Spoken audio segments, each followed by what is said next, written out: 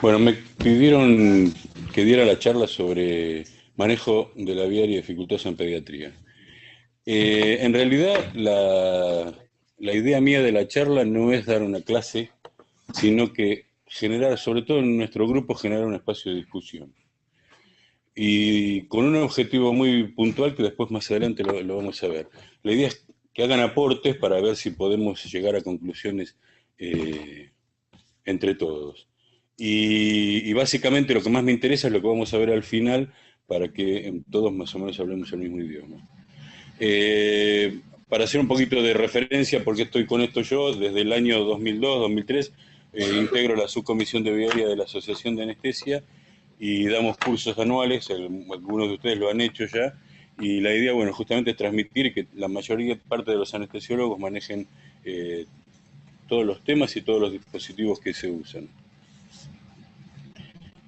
Y desde hace unos años, y me gusta, quiero mostrarles esta diapositiva porque integro un grupo que es formado por gente del interior, que lo que hacen es tratar de transmitir y de llevar a la gente todo el manejo de la vía, no de la vía aérea, sino de la anestesia pediátrica.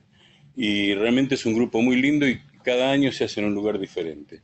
Este año se hizo en el Chocón, en Neuquén, y realmente tuvo un éxito bárbaro. Por eso me interesa que lo vean, para que sepan que existe este grupo y bueno, si algún día les interesa, poder hacerlo como alumnos. Para hablar de vía aérea vamos a empezar por el principio. ¿Cuál es la definición, si alguien me la puede decir, de vía aérea dificultosa? ¿Alguien sabe cuál es la definición dada por la ASA de vía aérea dificultosa? ¿Nadie? ¿Nadie? ¿Alguien? Dígamelo. Bueno, se considera una vía aérea dificultosa aquel paciente que es difícil de ventilar, difícil de intubar o ambas en manos de un anestesiólogo experimentado. Esa es la definición que da la ASA para una intubación, para una vía aérea dificultosa. Y la definición de intubación dificultosa, todas estas definiciones con el correr de los años han ido cambiando. Por ejemplo, la que les digo ahora, la de intubación dificultosa, ha cambiado en los últimos 5 años. Pero es aquella en la que después de 2 intentos, antes se decía 3 intentos, un anestesiólogo experimentado no puede llevar a cabo la intubación. ¿Sí? Ahora se considera que son 2 intentos y hay que cambiar la técnica, la estrategia para poder intubar al paciente. Entonces, teniendo en cuenta eso, que me interesa mucho que nosotros lo tengamos, que lo sepamos, vamos a empezar con la charla. Yo siempre muestro esta foto que es para mí como un caballito de batalla. ¿Por qué? Porque cuando uno lee los temas que tratan sobre esto, de 10 trabajos o 10 textos de libros, 9 empiezan de la misma forma. El manejo de la vía aérea en un paciente pediátrico es un desafío para un anestesiólogo experimentado. Y la verdad que si uno ve este paciente, esta foto la saqué yo, es en tamaño real y realmente es un desafío, ¿no? Poder intubarlo. Bueno, como esto es anecdótico, pero me interesa contarlo, cuando nosotros aprendíamos, los más viejos, aprendíamos a hacer anestesia en chicos, sobre todo en neonatos, estos pacientes que generalmente eran pacientes graves los intubábamos despiertos. Y había toda una técnica para intubar a estos pacientes, no solamente para intubar al paciente, sino que el que nos ayudaba tenía que saber cómo ayudarnos y cómo sostener al paciente para que nosotros pudiéramos intubarlo. Tengan en cuenta que en esa época de la que yo estoy hablando, en la década de fines de los 80 y 90, usábamos alotano. Estos pacientes olían al alotano y se morían. Entonces había que protegerlos primero la vía aérea y después ver qué anestesia le hacíamos. Entonces el ayudante que iba a colaborar con nosotros para poder intubar al paciente, se ponía con los brazos a los costados del cuerpo, desde los pies, y le sostenía la cabecita, agarrándole los brazos, y lo que decía básicamente era darnos con sus manos la posición de olfateo, que es la que siempre charlamos y decimos cuando tenemos que intubar a un paciente. ¿Sí? No hiperextender, o siempre teniendo en cuenta la anatomía del paciente, es ponerlo en posición de olfateo. Anecdótico, pero bueno, a nosotros nos servía mucho. ¿Qué dicen? Deportes en el recuerdo, digamos. Sí. Perdón. Vos no lo viviste porque sos muy joven. Bueno, Dime. En neonatología lo siguen haciendo, ¿eh? En muchas neonatologías siguen intubando a los chicos de pie. Sobre todo cuando pesan menos de 2 kilos. Sí, sí, sí, porque No, no le realmente, hacen nada. y sí, y tampoco tiene muchos reflejos como para defenderse de Y la... no se defienden. No se defienden. Eso es muy cierto. Bueno, volviendo a lo anecdótico de los viejos, cuando aprendíamos esto, y toda la vida, ustedes muchas veces lo han escuchado, nos decían que el paciente pediátrico no es un adulto de tamaño chiquito. Y esto es muy cierto. Entonces, si nosotros queremos manejar la vida aérea de estos pacientes, tenemos que conocer algunas cosas que son básicas, pero que hacen a la diferencia entre el niño y el adulto. Entonces, entre esas diferencias vamos a tener diferencias anatómicas, diferencias fisiológicas y psicológicas. La psicológica la vamos a dejar de lado porque eso depende mucho de cada uno y cómo trate cada uno de los pacientes. ¿Mm? No, porque si vos te gusta charlar con el paciente, la psicología la vas a usar mucho, pero no en este caso para la intubación no lo vamos a tener en cuenta. Entonces, ¿eh? Entonces, en cuanto a las diferencias anatómicas, hay diferencias importantes, ¿sí? Que es muy, muy importante para el que está aprendiendo, sobre todo, saber cuáles son las diferencias que hay entre un chico y un adulto. En primer lugar, si vamos de afuera hacia adentro, vamos a tener primero, sobre todo los lactantes, que son pacientes de cuello corto, gordito, eso ya nos da una pauta o nos permite diferenciar con el adulto para saber si ese chico va a ser difícil de intubar o no. Después, otros elementos que nos hacen una gran diferencia, y esto sí es muy tajante, es el tamaño de la lengua. Todos sabemos que sobre todo los lactantes, pero los niños pequeños también, tienen una lengua que es, en forma relativa, es mucho más grande que la del adulto. Ocupa más espacio dentro de la boca y está más próxima, más pegada al paladar. Eso nos va a ser dificultoso cuando nosotros queramos hacer la intubación, pero previamente, cuando nosotros estamos haciendo la inducción, sobre todo inducción aleatoria, estamos tratando de ventilar al paciente, muchas veces por el hecho de usar el gas frío y seco, hace que la lengua se seque y se pegue al paladar. Muchas veces nos habrán visto, sobre todo cuando hacemos chicos recién nacidos o lactantes pequeños, que estamos ventilando, nos cuesta ventilar, le abrimos la boca para despegar la lengua, cosa que en el adulto eso no lo hacemos jamás, ¿sí? Porque, bueno, por eso, porque la lengua ocupa un gran tamaño dentro de la boca y se nos pega al paladar. Eso a su vez hace a su vez que no tengo puntero, ¿no? Que la base de la lengua también nos vaya a dar más dificultad y ahora lo vamos a ver. Entonces, una lengua de mayor tamaño en forma relativa que en el adulto, vamos a ver que tenemos una laringe que está en una altura diferente a medida que va creciendo el niño, va descendiendo, pero con más pequeño es, la altura es mayor. A ver si lo tenemos acá. Fíjense, acá en tres etapas distintas de la vida, como vemos que la apertura glótica la vamos a tener a 3 niveles diferentes. A nivel de C3 en un prematuro, un niño de término entre C3 y C4, y en el adulto entre C4 y C5. Entonces, lengua grande, laringe más elevada de lo habitual que el adulto. Ya tenemos dos cosas que hablan en contra o nos dificultan a nosotros la laringoscopía y la posible intubación. ¿Y ahora? Estas son imágenes que nos muestran lo mismo que les estoy diciendo ahora. Fíjense, la columna y la apertura glótica, y esto es un esquema que muestra las imágenes estas, ¿no? Otra imagen, igual. Entonces, habíamos dicho, lengua grande, apertura glótica más elevada, y además la disposición de las cuerdas vocales con respecto a la línea media y a la horizontal, las vamos a encontrar oblicuas, otra cosa que nos diferencia del adulto. Cuando el adulto están perpendiculares a la columna, en el caso de los niños pequeños, sobre todo, están en forma oblicua. Entonces, todo eso hace que, en el caso de los lactantes, hasta el año y medio, tengamos que buscar alguna alternativa para la intubación y la laringoscopía y la intubación, y en este caso es usar una rama recta, que nos va a facilitar mucho mejor la visión y la alineación de los ejes para la intubación por estas tres cosas que les dije antes. Al usar la rama recta vamos a calzar la epiglotis, a levantarla para poder ver en forma directa la apertura glótica. Esto, los que han ido a hacer anestesia en endoscopía, lo ven con el laringoscopio de comisura, ¿sí? La función es la misma.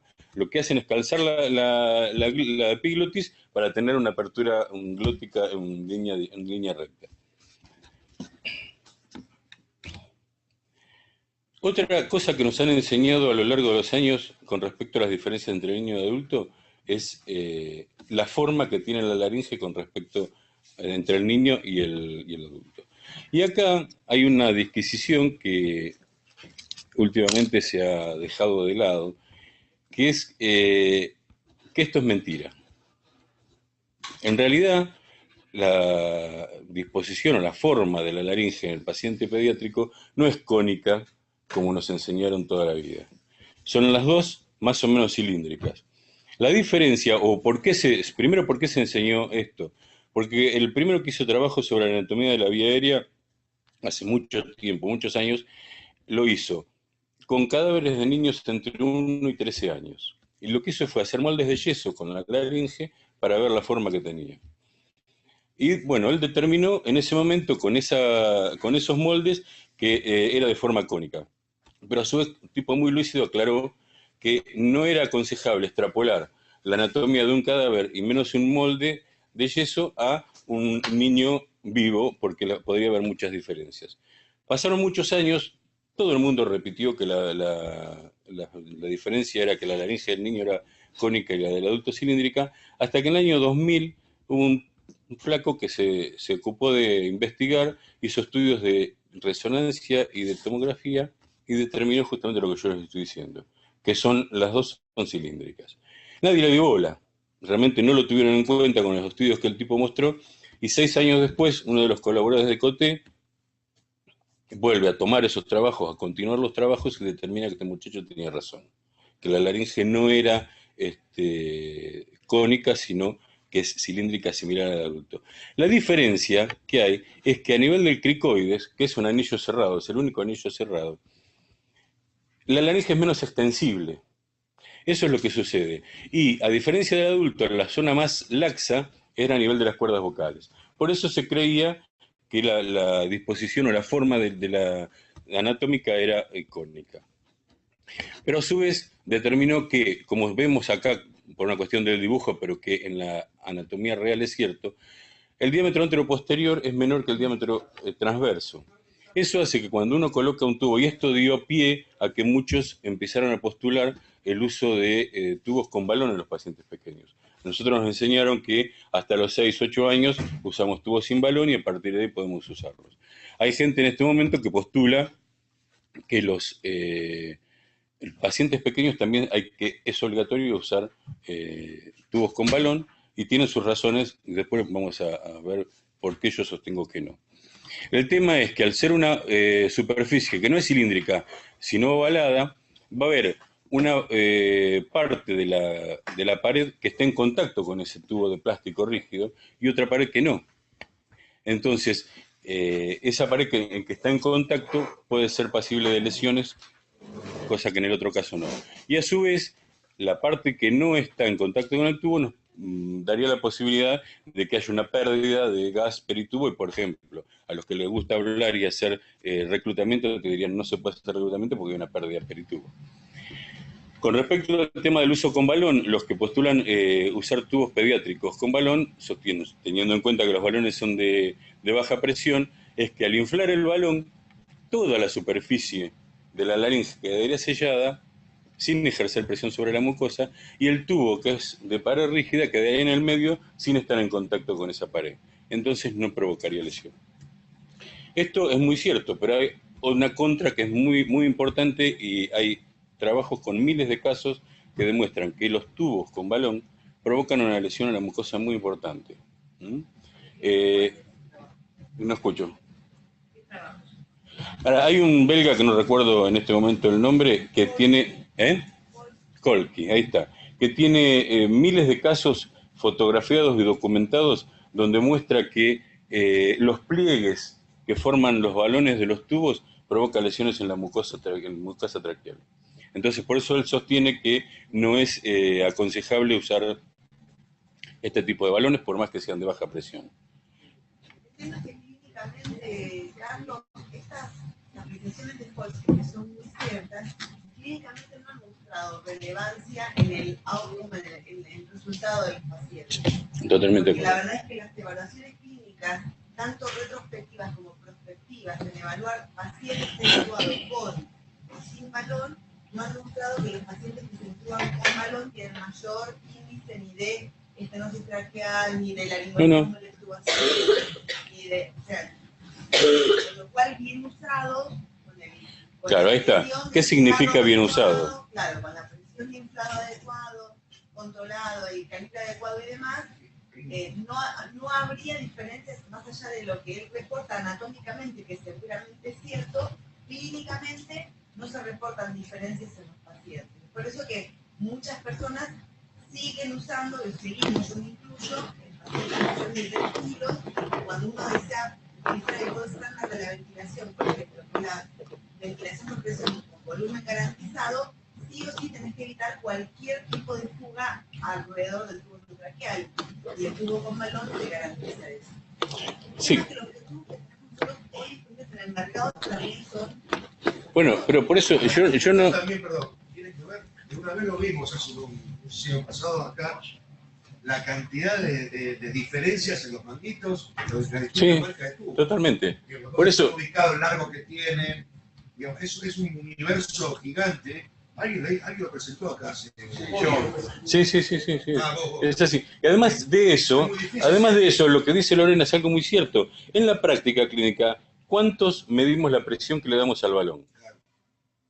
Entonces, si vamos a evaluar riesgo-beneficio, yo digo, yo le inflo el balón y lo veo porque agarro una jeringa de 10, eso lo vemos todos los días, y le inflamos al balón. A mí me ha pasado que me ha quedado el manguito, no he podido pasarlo a través de las cuerdas, digamos, por lo largo.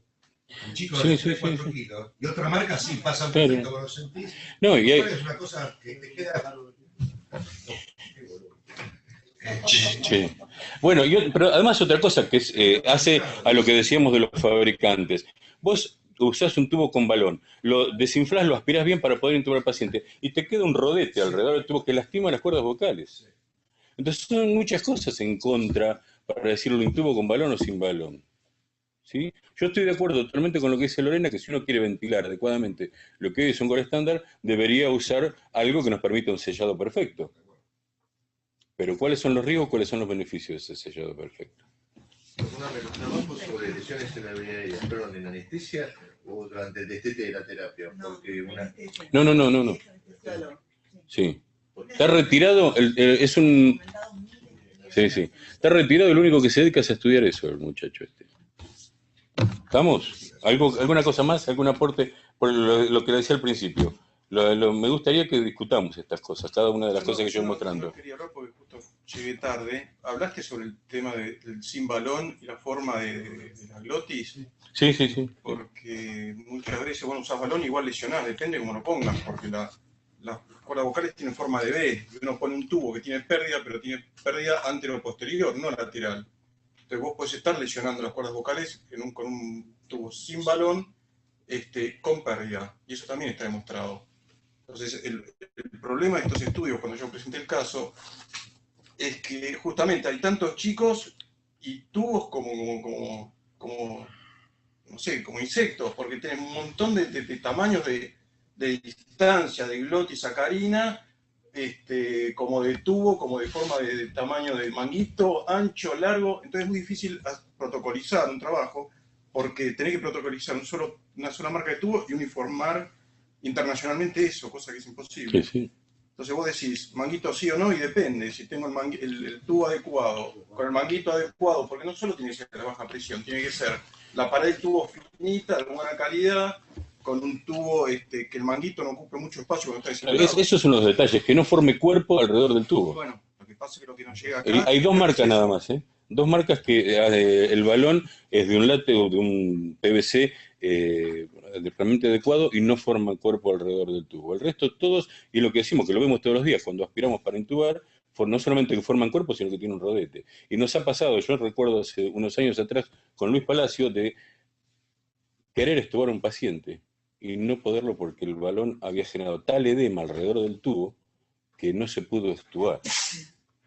Tirábamos para extubarlo y veíamos cómo la laringe y la vía aérea se movía para arriba y para abajo.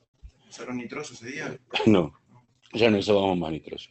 Y tuvimos que mandar al paciente a terapia por esa única causa y explicarle a los terapistas lo que había pasado. Cuando se extuba el paciente, nos llaman y nos muestran y el tubo tenía el molde de la laringe. Sí. Yo me acuerdo cuando presenté esa foto, fue a raíz de un pedido de la terapia acá de la 35, la cardiovascular, que ellos quieren a todos los pacientes, querían, no sé ahora, esto fue hace un año, a todos los pacientes con balón, por un tema de que evita las infecciones por para hacer un sellado, aspiración, para hacer un sellado, y tenía una aspiración constante. De hecho, ahora hay tubos endotraqueales para terapia que vienen con una vía para aspiración. Sí. Yo no los vi, sé que están. Entonces, el argumento de la terapia era ese, el tema de la aspiración continua, que entonces uno, el riesgo-beneficio, le pongo el tubo, lesiono la laringe y evito una infección, o tengo más chance de infección y menos lesión de laringe, y con lo cual estamos metidos en un, sí, ¿no?, en un lío. Por eso la mayoría de los trabajos PROCON acerca de intubación con balón y sin balón no llegan habitualmente a ningún... O sea, las últimas series publicadas desde 2005 en adelante, tanto en Anesthesiology como en Pediátrico, en Anestesia y Analgesia, hay muchos trabajos PROCON porque se ve que es un tema de mucho debate. En editoriales de las revistas, claro, ve el uso de balón y no balón. Es que no hay ninguna conclusión. No hay ninguna conclusión. No. Igual, la Sociedad Americana de Anestesiología Pediátrica mandó hace como 2 años a los socios. Todo para decir que sos socio, ¿no? No me mira a mí porque yo también soy socio. Para la base de datos. Sí, eso es cierto, sí. No. Y la realidad que por lo menos en mi caso, que la premisa, en la primera premisa de medicina es no dañar, si uno va con un tubo con balón, yo hago eso, que el chico muy chiquitito, uno ve que pasa mal o queda medio afuera, o estoy haciendo fuerza, saco el balón y pongo sin balón y otra cosa. Prefiero que pierda el tubo, no generar mayores presiones, aunque gastes más, no pueda cerrar bien el circuito respiratorio, pero seguro no lo voy a lesionar. Eso es lo que hago yo. Sí, yo selecciono al paciente al que le pongo un tubo con balón. No, por eso te digo, por eso yo digo que selecciono al paciente con balón. Claro. Claro. Sí. Si tenés un colapso pulmonar, después tenés que reclutarlo. Y con un tubo sin balón no lo vas a poder hacer. Bueno, ¿sigo? Seguimos. Bueno, yendo al tema de la presión que se ejerce sobre la mucosa, esto ya es algo que todos hemos visto muchas veces, pero creo que vale la pena repetirlo, ¿no? Si yo genero una presión sobre la mucosa en un adulto que me provoque un edema de 1 milímetro, voy a tener una reducción de la luz de un 40%, 44%. En cambio, en un niño, fíjense la diferencia que hay, la reducción en la luz, lo que va a llevar a un flujo turbulento, hipoxemia, muchas cosas. ¿Está? Esto lo traigo como mención para que vemos, es un trabajo no muy viejo, del 2006, 2008, que no lo he visto en ningún otro lugar a este estudio que se ha hecho o se ha repetido. Lo que muestra acá es lo que pasa con la vía aérea a medida que vamos haciendo la inducción. ¿Sí? Esto es a nivel, como un corte en resonancia, a nivel de paladar blando, con 0,5, 1 y 1,5 de sevoflurano. Esto en la base de la lengua, ¿sí? Y esto ya más profundo a nivel de la tráquea. Fíjense, solamente llegar a 1,5 es lo que provoca en la vía aérea. Esto lo muestro, esto se da en distintas edades. Esto lo muestro porque yo siempre sostengo, y por lo menos trato de que los residentes que están conmigo lo hagan, de que no poner el sebo al 8% de entrada como hacemos habitualmente muchos, ¿sí? Sino hacerlo en forma progresiva. Porque esto es una consecuencia de lo que hace el sevoflurano sobre la vía aérea. Bueno, y habíamos dicho que tenía diferencias anatómicas y diferencias fisiológicas. Las diferencias fisiológicas también son muy importantes, porque vamos a ver que estos pacientes tienen un mayor consumo de oxígeno y producción de CO2, hay una menor capacidad residual, y hay cuando el paciente está en decúbito dorsal, la capacidad del volumen intratorácico hay una reducción importante. Entonces, esto hace que los pacientes durante la manipulación de la vía aérea tengan una reserva muy, muy escasa, y lo vemos a diario como pasados unos pocos segundos empiezan a desaturar. Entonces es muy importante tener presente esto, porque muchas veces nos ensañamos con la intubación, el paciente está en apnea y nos olvidamos que la capacidad y la reserva que tiene el paciente es muy baja, y bueno, sabemos que empiezan a desaturar rápidamente. Por eso yo siempre a los residentes les digo, tenés 30, 40 segundos para intubar. Si en ese lapso no lo haces, sacamos y ventilamos de nuevo. Porque el paciente, a un adulto podemos estar un minuto intentando intubarlo, que no pasa nada, pero con los niños, al tener la capacidad de sudar mucho menor, vamos a tener una posibilidad de hipoxia más rápida, ¿sí? Bueno, y después ya pasamos a realmente lo que es la vía aérea difícil, y la podemos agrupar en causas, en distintos grupos, grandes grupos, ¿no? Como son causas de origen congénito, inflamatorio, traumático, metabólicas y neoplásicas. Las de origen congénito son muchas de las que conocemos y vemos todos los días acá. Ayer estábamos charlando con la doctora Bevilacqua, me hubiera gustado que esté hoy en el Ateneo porque realmente se hubiera sido enriquecedor. Ella, que hace habitualmente anestesia en cirugía plástica, ve muchos de estos pacientes y tiene muchas instancias y muchas alternativas para la intubación de estos pacientes. Yo no voy a pasar a describir cada uno de ellos, pero sí lo importante es que es un concepto básico que tenemos que tener en cuenta. Todos aquellos pacientes que tengan hipoplasia mandibular o dismorfia de la línea media van a hacer que la base de la lengua esté más descendida, entonces eso nos va a dificultar más la laringoscopía y la intubación. Ese es el concepto que nos tiene que quedar de todos estos síndromes. Sí. Bueno, acá hay algunos ejemplos de cada uno de los síndromes. Esto ya no es un síndrome, pero es una patología adquirida. Este paciente tenía una anquilosis temporomandibular. Fíjense la apertura de la boca, esto también es real, no entraba un dedo. Entonces, estos pacientes ya, cuando uno los evalúa, lo ideal sería no evaluarlos 15 minutos antes de entrar al quirófano, tiene que planear una estrategia de cómo intubarlo. En este caso, este paciente se intubó con fibra óptica por vía nasal, ¿sí?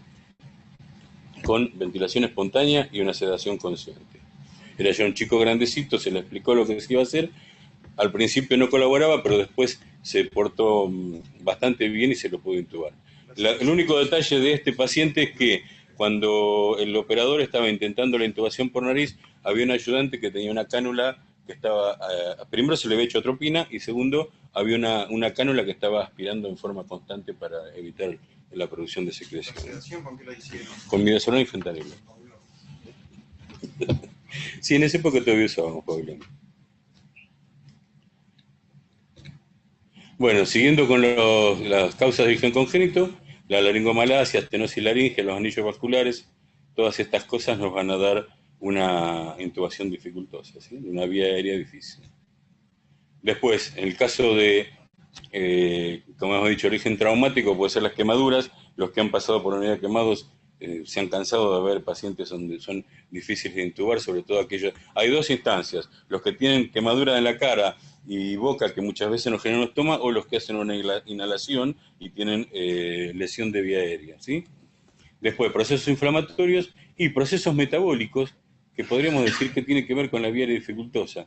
Hay patologías como las mucopolisacaridosis, que nosotros acá vemos con cierta frecuencia, que son enfermedades de depósito que nos pueden traer pacientes con vía aérea dificultosa por la acumulación en los tejidos blandos de la vía aérea de sustancias que hacen que esté más estrecha o que esté deformada la anatomía, y por eso cuando nos presentan un paciente con mucopolisacaridosis tenemos que automáticamente pensar en que podemos tener una intubación dificultosa. ¿Está? Bueno, teniendo en cuenta todas estas cosas, vamos a los objetivos que nosotros tenemos que plantearnos. El primero que tenemos que hacer y no solamente esto en pediatría, sino que lo hacemos cuando vamos a ver al paciente adulto también a la habitación, es hacer una evaluación de la vía aérea. Porque muchos pacientes los vamos a ver y decimos, esto es normal, pero otros a primera vista nos damos cuenta que podemos llegar a tener una dificultad, pero hay otros que no. Entonces, para eso existe una semiología. En el caso de los pacientes adultos, tenemos una serie de elementos que pueden ser predictores para llevarnos a pensar en que la vía aérea puede ser dificultosa. En los pacientes pediátricos no tanto, por una cuestión de colaboración. La segunda instancia que tenemos que tener en cuenta es que si sospechamos una vía aérea dificultosa, si sabemos que ese paciente por antecedentes previos tiene una vía aérea dificultosa o nos encontramos en una vía aérea no prevista, tenemos que pedir ayuda. ¿Sí? Y esto es un tema sobre el cual me voy a detener un poquito en breve. Sí o sí tenemos que pedir ayuda. Después vamos a contar con un equipamiento adecuado, optimizamos la posición de la cabeza en el caso de que nos encontramos con una prevista, y como siempre, y como en todos los ámbitos de la vida, tenemos que tener un plan B. Si con un plan que empezamos a desarrollar no tuvimos éxito, tenemos que buscar y tener un plan B para todo. ¿Sí? Bueno, como les decía, cuando uno hace la evaluación en un adulto, vamos a ver la apertura bucal, la distancia tiromentoniana, el malampati, todas esas cosas que son predictores de una vía aérea difícil. En los chicos, y sobre todo en los chicos pequeños, todo eso es muy difícil. Nosotros no podemos decirle a un chico de 2 años, a ver, abrir la boca que te quiero ver la garganta. Es muy difícil. La única forma sería pellizcándolo para que grite un poco y verlo. Pero no tenemos los predictores del adulto, entonces tenemos que realmente agudizar y ver la semiología que nos puede ofrecer ese paciente. Hay trabajos que han hecho una revisión muy extensa, a ver si los tengo acá, bueno, ahora lo vamos a ver, una revisión, hasta 11.000 casos, trabajos retrospectivos, y donde, bueno, la conclusión a la que llegan para decir, bueno, este paciente nos puede traer una intubación dificultosa son los que ven acá, ¿no? Son una restricción en la extensión de la cabeza, un espacio mandibular pequeño, la lengua, como habíamos dicho al principio, aumentada de tamaño, los dimorfismos craneofaciales y las distancias que puede haber. Por ejemplo, si nosotros en el adulto hacemos que tiene una distancia tiromentoniana de 2-3 dedos, en el niño eso lo podemos hacer. Ahora, ¿qué parámetros usamos para ver la distancia que hay tiromentoniana? ¿Qué dedos usamos para saber si ese paciente tiene una distancia normal? Los dedos del chico, ¿sí? Bueno, esto es lo que decíamos, el malampati, que no necesito repetírselo porque todos lo conocemos, y que en el niño es muy difícil verlo, salvo que el chico sea colaborador, como esta nena. Yo contaba la otra vez que cuando dimos esta charla en Neuquén, que esta nena la vemos, esto es importante remarcarlo, tiene la cara totalmente descubierta porque tiene autorización expresa de la mamá para poder hacerlo, ¿sí? Y yo se la pedí y la madre me autorizó expresamente para poder fotografiar a la nena. Y la nena chocha de que una la evaluara. Después dijimos, primero evaluación de la vía aérea, después contar con el equipamiento adecuado.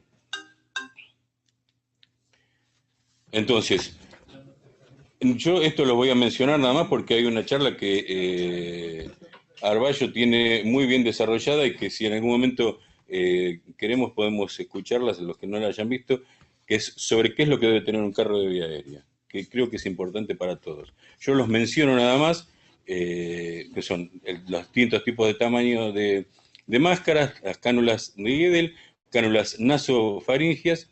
Esto, que lo puse a propósito, no es una cosa de uso habitual. Esta cánula se llama cánula de Bama, Bama quiere decir Valentín Madrid, y es una cánula que nos permite intubar con fibra óptica. Tiene una rampa, ¿dónde está? Esto va calzado acá, se coloca la fibra óptica, una vez que se identifica la vía aérea, se entra en la vía aérea y se identifica carina, se saca la rampa y se desliza el tubo por la que estaba montado en la fibra óptica. Como nosotros, este es tamaño adulto únicamente. No tenemos... Hay un solo tamaño adulto que es chica también. Sí. A veces no alcanza a llegar, nos queda, cuando entramos con la fibra óptica, vemos que la vía aérea está lejos. Sí, exactamente. Una línea lisa. Exacto. Esto acá no se nota, pero acá tiene una línea con una flecha que siga la flecha, ¿sí? Si no, no la intubamos con esto. Bueno, como nosotros, repito, como es de tamaño único, y nosotros somos argentinos y buscamos los recursos que podemos, yo agarré 3 cánulas de Guedel, las corté por acá, así, y las uso al revés, que no es nada, o sea, tiene buena ventaja. ¿Por qué? Porque al colocarla como una cánula de Guedel común, la lengua queda apoyada sobre la cara cóncava y nos permite una visión bastante óptima de la vía aérea cuando entramos con la fibra óptica. Laringoscopio de todo tipo, esto es un laringoscopio articulado. Nosotros, por suerte, contamos con distintos tipos de laringoscopios.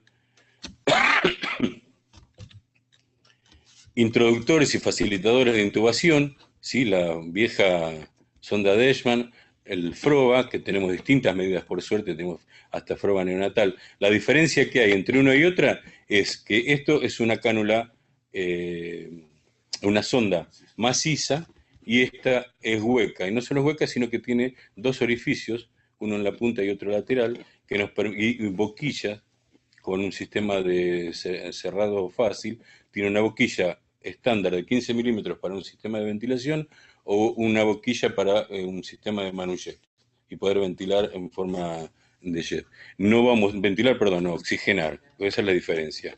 Con esto no vamos a ventilar nunca, pero sí podemos oxigenar. Otro tipo de introductores o facilitadores, y esto que también es exclusivamente en tamaño alto, que es el AIM-3, que nos permite hacer lo que ustedes están viendo. Nosotros salvamos la vía aérea con una máscara laríngea, con un dispositivo supraglótico. En este caso es una máscara de tercera generación. A ver, díganme por qué es de tercera generación. ¿Alguien me sabe decir, dentro de los dispositivos supraglóticos, cuáles son los de tercera generación? Son los que tienen un tubo cilíndrico circular que nos permite entrar con un tubo a su través. Y además tiene el canal gástrico, ¿sí? Que nos permite aspirar o mandar una sonda por ello.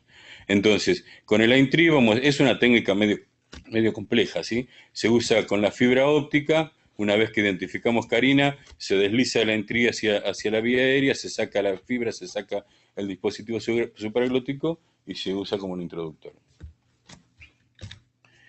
Esto es un lujo que realmente el que tiene posibilidades de usarlo es bárbaro, son los videolaringoscopios, y yo tuve la suerte de usar los dos tipos de laringoscopio, realmente me facilita enormemente la tarea, y yo siempre digo que es para gallegos, ¿no? Porque intubamos con esto sin ninguna dificultad. Los estiletes ópticos y la vedette de todos los equipos, que es la fibra óptica. Todo esto, yo no digo que lo tenemos que tener en todos lados porque sería ridículo de mi parte, pero uno debe contar con la mayor cantidad de elementos. Esta es un elemento barato y que nos saca en el 80% de las situaciones, nos salva la vida. Y sale 200 pesos. Las versiones pediátricas son las amarillitas. Sí, sí.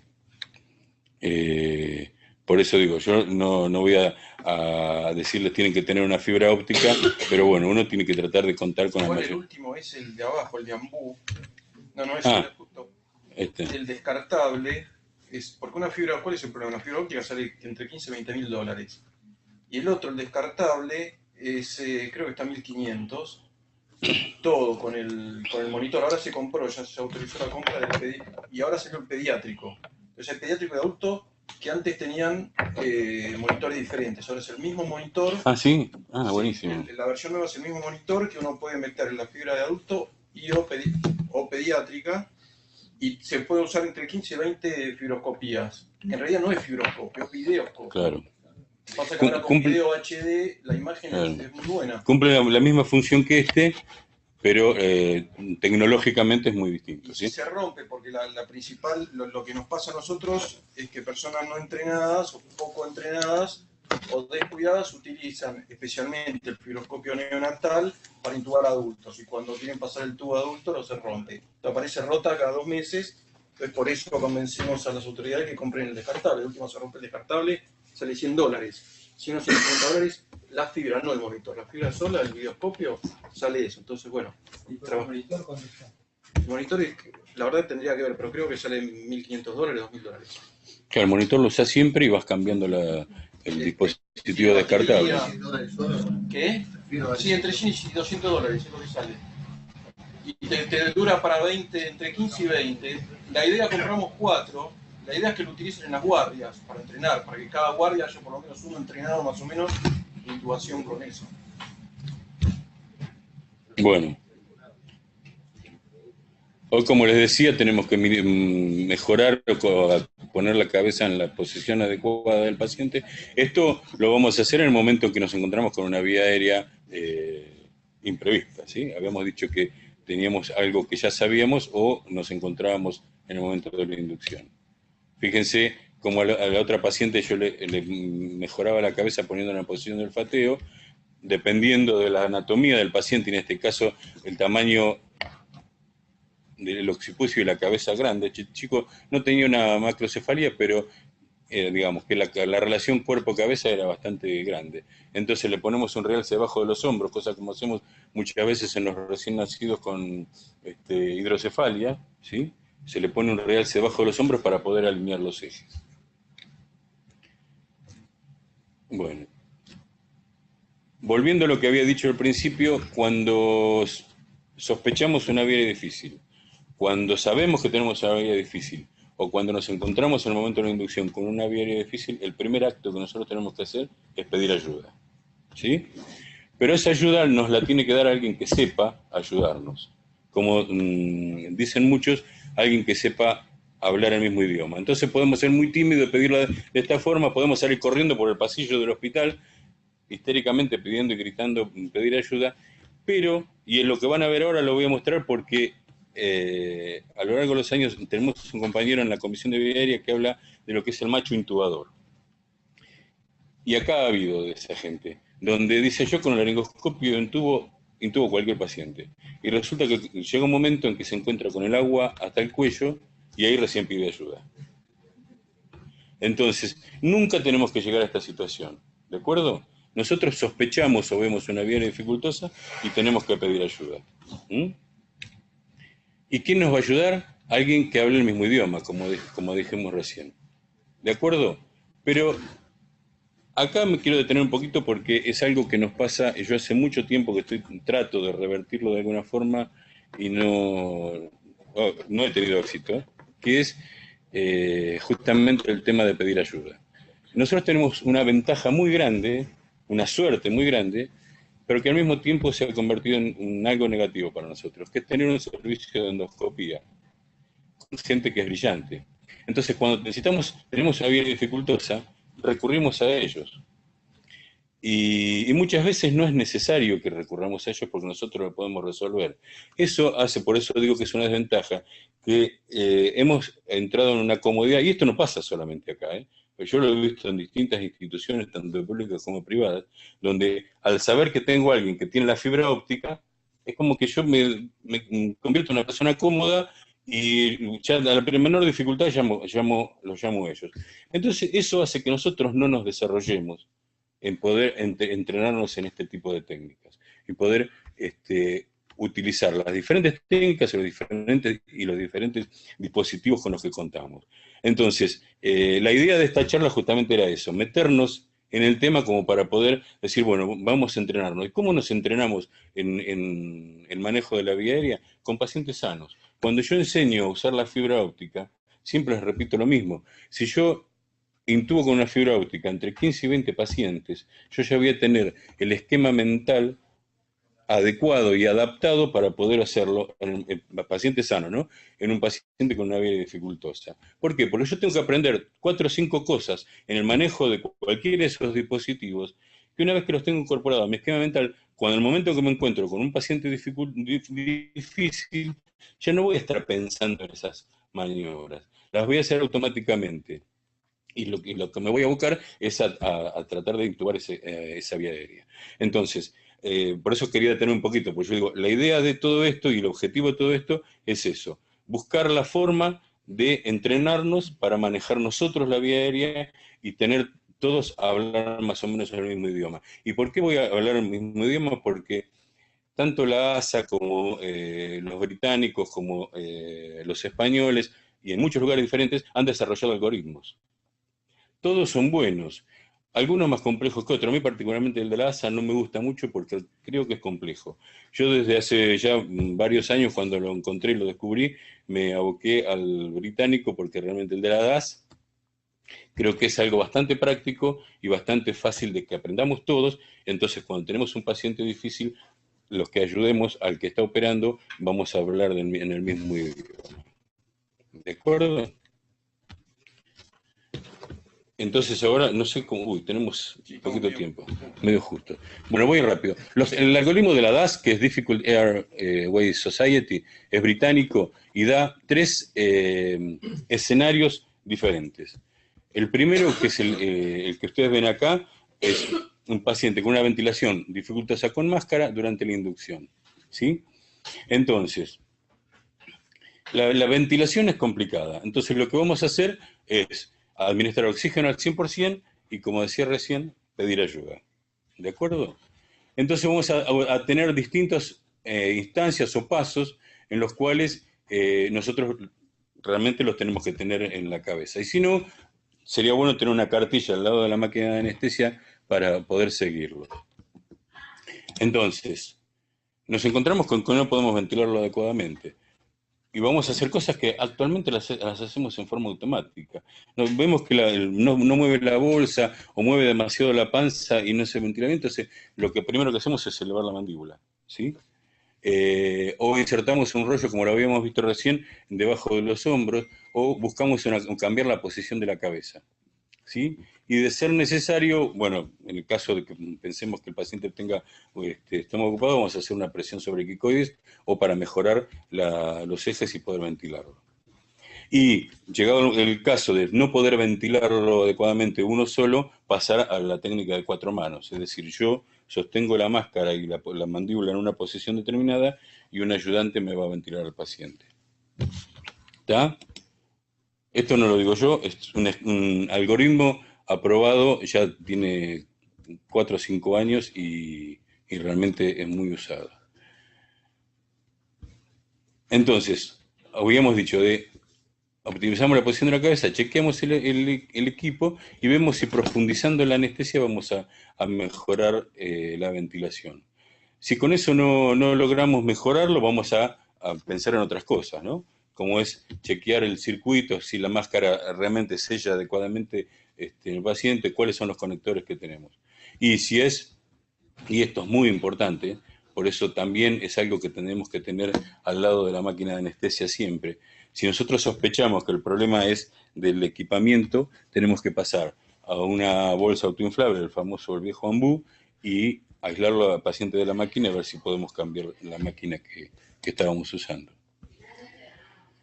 Y como les decía recién, si vemos que por ahí la obstrucción es porque el paciente hace fuerza o no nos permite ventilar adecuadamente, vamos a considerar profundizar la anestesia para relajar las estructuras o usar una presión continua en la vía aérea. Si con esto no logramos mejorar la ventilación, tenemos que pasar a un segundo paso, ¿sí? Como decíamos hoy, tenemos que siempre contar con un plan B. Entonces, tenemos que evaluar cuál es la causa de esa dificultad para ventilarlo. Si la anestesia era muy superficial, si hay un laringoespasmo, si hay una distensión gástrica que no nos permite ventilar. Ayer tuvimos la experiencia, ¿sí?, haciendo la inducción en un paciente, como se infló la panza y eso nos dificulta mucho la ventilación, ¿sí?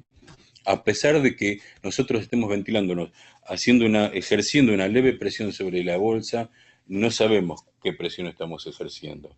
Entonces, muchas veces, diría que muchas veces, nos pasa esto. Y tenemos que solucionarlo, ¿sí? Antes de seguir adelante, siempre y cuando el paciente nos lo permita, evacuar el estómago y seguir adelante.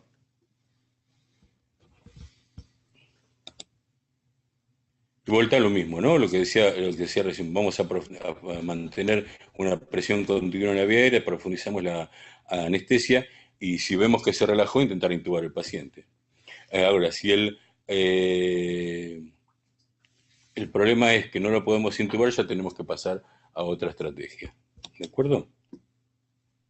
Y por último, si vemos que el paciente no se puede ventilar y lo tenemos en un plano adecuado como para poder utilizarlo, vamos a usar esto, que es un método que nos salva la vía aérea en muchísimas situaciones, que es insertar un dispositivo supraglótico. Lo ideal en este momento, que se ha desarrollado bastante, es utilizar los dispositivos supraglóticos de tercera generación, como les mostraba antes. Es decir, máscaras laringias que nos permitan intubar a su través y que al mismo tiempo tengan canal de evacuación gástrica, ¿sí?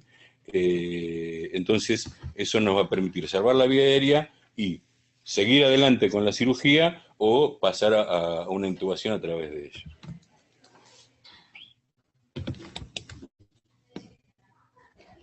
Bueno, y una vez que insertamos el dispositivo supraglótico, podemos tener dos alternativas, como siempre, ¿no? 50 y 50. Si la ventilación, si la vía aérea es permeable, si la ventilación se hace adecuada, vamos a seguir adelante. Y ahí vamos a decidir si dejamos el dispositivo por el tipo de procedimiento o tenemos que pasar a otra instancia.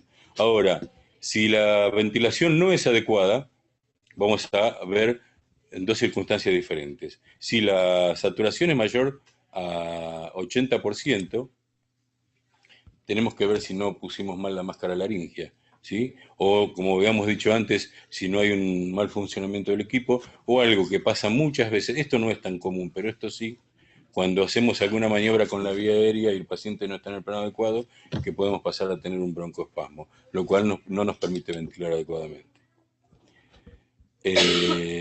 Si la saturación está bajando por debajo del 80%, entonces, bueno, tenemos que intentar intubarlo. Acá hay gente, me gusta, quiero remarcarlo porque hay gente que es, no diría experta, pero que sí tiene mucha experiencia en el manejo de la vía aérea y que cuando se encuentra en esta situación, relaja al paciente e intenta intubarlo.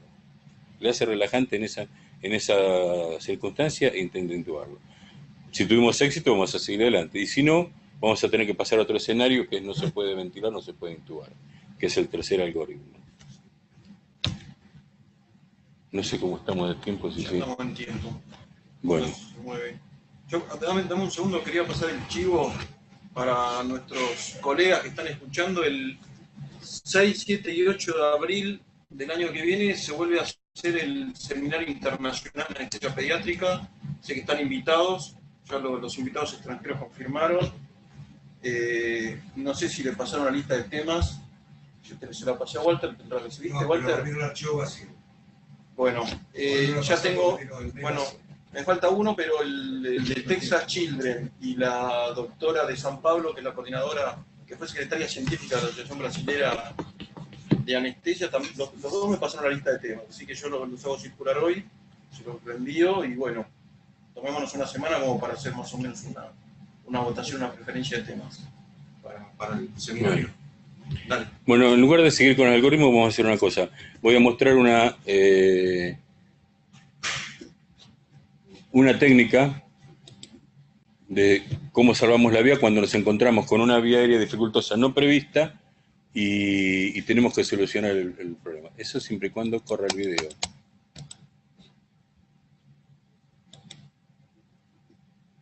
Eso que se coloca, como yo les decía, un dispositivo supraglótico de tercera generación, se llama Aura Gain, ¿sí? El diseño es Aura y Gain porque es Gastric Access in the Intubation, ¿sí? Nos permite tener un acceso a la vía digestiva y al mismo tiempo nos permite intubar. Con esta máscara podemos hacer, yo muestro acá porque es una cosa que uno puede practicar fácilmente. Hay dos instancias o dos alternativas. Una es colocar un facilitador o intercambiador de tubo a través de la máscara e intubar al paciente a su través, como vamos a ver ahora. Y la otra es colocar la fibra óptica a través de la máscara laringea con el tubo endotraqueal montado y pasar el tubo a través de la máscara. Fíjense con qué delicadeza el operador coloca el intercambiador a través de la máscara.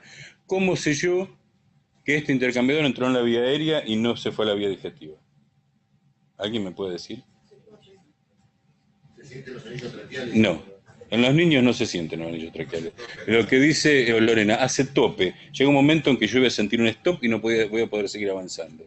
Fíjense cómo se usó eso como guía, se coloca el tubo, se saca el intercambiador y se ventila al paciente. Y con eso le salvamos la vía aérea. Todo esto no lleva mucho tiempo de realizar. ¿Mm? Podemos aclarar que para el seminario del año que viene está el taller de vía aérea difícil, con el doctor también para que lo quiera. No. O sea, con $500. Bueno, gracias.